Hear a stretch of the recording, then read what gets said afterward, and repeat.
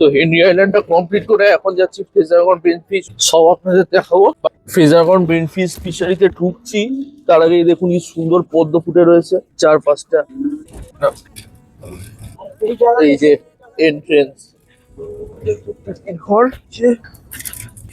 তো বন্ধুরা, হেনরি আইল্যান্ডের মতো বেনফিশ ফিশারিতে ঢুকলেও এরকম টিকিট কেটে ঢুকতে হয়, আর রেট ওই সেম 10+10। পাড়ার ছেলেরা খেলছে ক্রিকেট। আর এটা কিছু একটা কনস্ট্রাকশন। আচ্ছা, আর ওখানে এই ট্যাঙ্কের মতো দেখতে পাচ্ছি।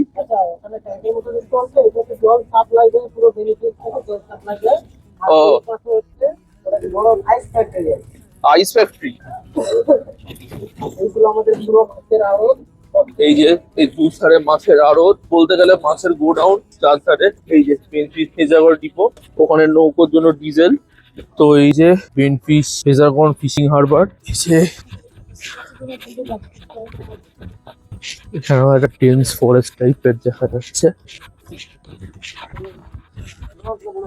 সারি সারি নৌকো, এই যে কত নৌকো, সব মাছ ধরা হয় এখানে। এটাও ভালো জায়গা।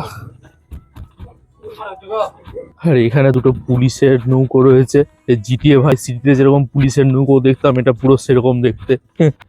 গেমটার কথা মনে পড়ে গেল, জিটিএ ভাই সিটি।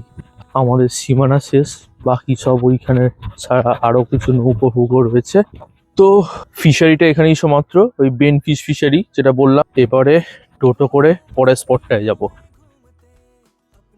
ফ্রেজারগন বেনফিশ ফিশারিটাও খুব সুন্দর, বেশ কিছু মাছের আড়ত হচ্ছে ওখানে। তো ফ্রেজারগন বেনফিশ ফিশারি দেখে আমি এরপর গেছিলাম কার্গিল সি বিচ।